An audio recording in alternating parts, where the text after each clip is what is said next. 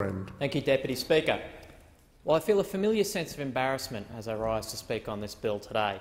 It's an embarrassment that many Australians will have felt, perhaps while they were sitting in the outer, watching an Ashes test match and listening to the Barmy Army sing "God Save Your Queen."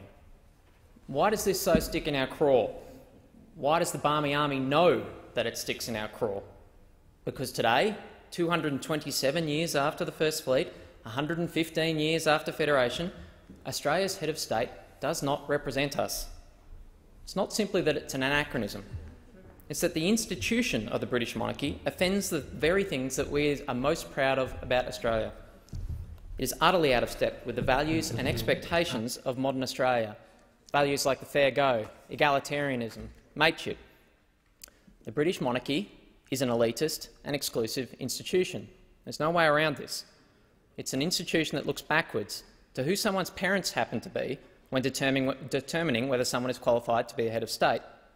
An institution that excludes the millions of Australians whose families have come to this country from nations outside the British Empire, like families like my own. An institution that, as we see in the bill before us today, continues to discriminate on the basis of gender and religion. I have no doubt that the individuals, the human beings who are trapped within these institutions, are generally good and decent people, just like the rest of us. But we can do better as a nation than the British monarchy. Indeed, we have already built something better in this country. And that's why the Barmy Army mocks us, because even they can see the incongruity between the nation that we have made for ourselves and the outdated and unrepresentative head of state at the apex of our system of government. I've heard some members lament in this place that this bill is a waste of time and that the parliament has more important, more substantive things to deal with. I couldn't disagree more. Symbols matter, and national symbols matter a great deal. Our national symbols matter to the sense of connection that Australian citizens feel with other Australians, with their nation and with their government. It matters whether Australians feel like they share a common stake in the hopes and achievements of their fellow citizens, that we are all in the same boat. We on this side of the House believe in the potential for what we can achieve together and the power of collective action. Too often, progressives discount the important role that a sense of unified national identity can play as an enabler of collective action. Think of the things that we have built in this nation through this sense of shared endeavour. As Tim Soutphommasane has argued in his book Reclaiming Patriotism, progressives, people who believe in collective action, should readily embrace the label of patriot. Soutphommasane argues that a love of country also includes an obligation to improve your country in any way possible. To do so, we must engage in nation-building. And it's progressives that have been the instigators of the major nation-building initiatives that have made our country great. They've been the ones pushing the nation-building reforms such as the Snowy Mountain Hydroelectric Scheme, Medicare and Australia's superannuation savings schemes. But we also must engage in the building of national identity on the symbolic level. Edmund Barton may have said that we have a nation for a continent and a continent for a nation, but we are not defined by our landmass. We define ourselves through the national culture, values and symbols that we build together as a people. National identity is politically constructed, and it's up to all of us, MPs and citizens alike, to build it. And we do this every day. Conservatives and reactionaries like our current Prime Minister like to suggest that Australian identity is somehow immutable and that the concept of what an Australian is somehow set in stone. To see how this national identity is politically constructed, consider how just a few of our national symbols have evolved since Federation. Our flag is a powerful symbol of Australian identity. Its place in the Australian consciousness is now so strong that to many it feels like an unchangeable part of our national identity. But if you look at Tom Roberts' iconic big picture portrait at the opening of the first Australian Parliament in Melbourne in 1901, you'll see three flags in use: the Union Jack, the Red Ensign and the Blue Ensign that we today recognise as the Australian flag. Through the early years of our nation, there was confusion over who was permitted to fly which flag and when they were able to do so. As a result, the Australian Red Ensign was commonly flown by Australians until 1953, when Prime Minister Menzies passed the Flags Act and made the Blue Ensign the national standard. It is notable that our conception of something as seemingly unchanging and fundamental as Australia's flag has actually changed substantively over the last 100 years of our nation's history. The concept of citizenship, the right to be a full participant in our community and our democracy, has also changed significantly over time. In 1901, down the road from the opening of the Federation Parliament in Melbourne's Exhibition Building, in Little Bourke Street, in Little Bourke Street's Chinatown, there was a celebration to mark the presence of the Duke and Duchess of York in Australia for the opening of the Federation Parliament. The Chinese traders of Little Bourke Street decorated Swanston Street with flags and lanterns and a Chinese arch with the two pagoda-style towers, which was adorned with a banner for the royal party that read, "Welcome by the Chinese citizens."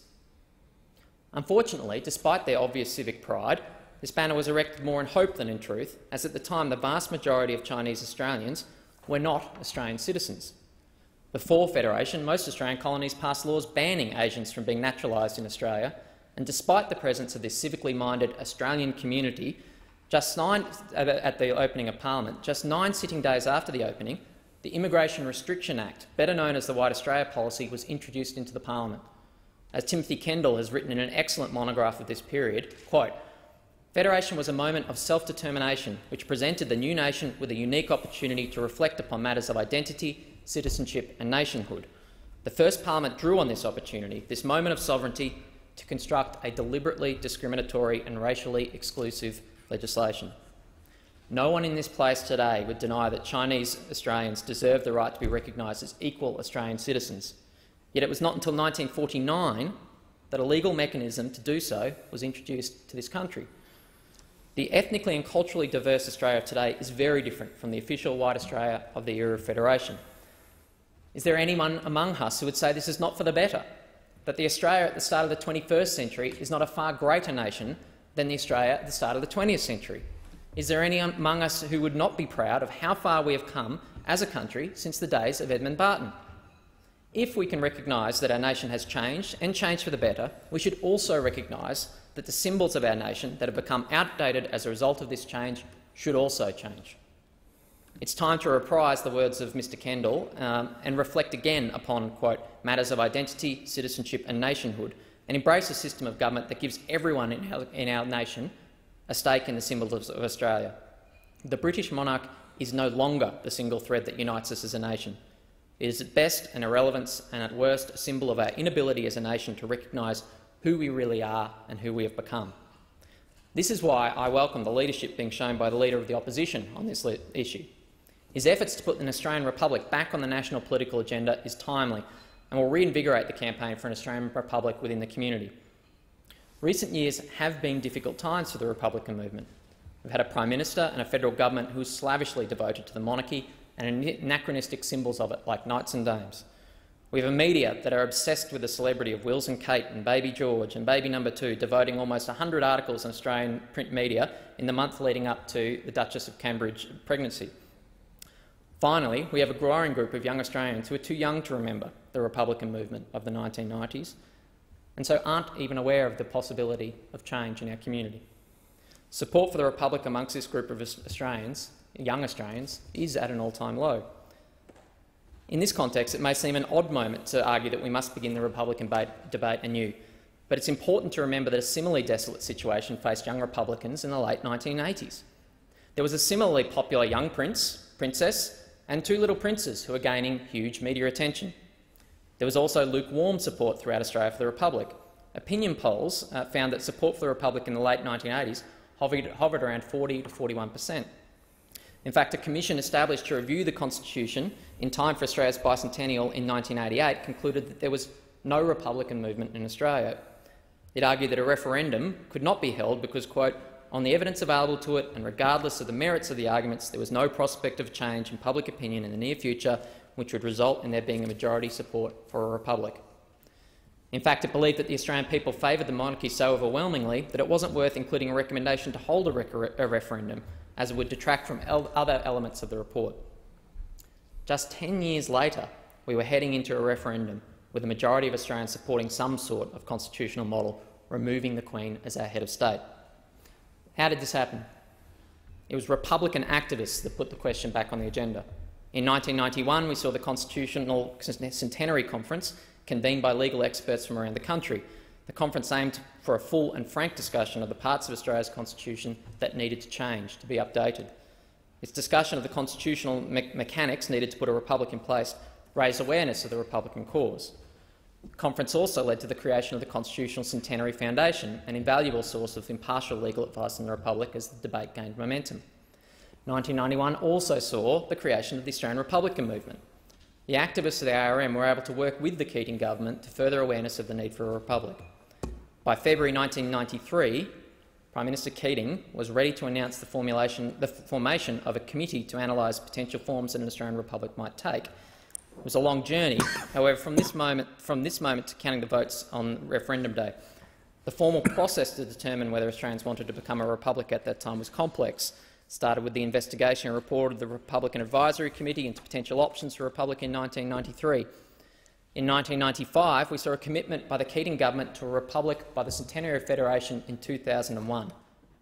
But it took until 1997 to pass a legislation establishing the Constitutional Convention. Another year to hold the convention, and finally, November 1999, before the referendum was held. Yet throughout this period, Republican activists were working hard to find grassroots support, and they were succeeding. During this period, support for the Republic shot up from the 40% of the late 1980s to 60% in 1994 and 66% in 1996, where it remained until the referendum. Of course, this process wasn't perfect, to say the least, and there were many disappointed Republicans on referendum night. I remember it well. It was also the night of the Holt by-election and the election for the current member for Holt, so there was some consolation for Labor supporters in Victoria.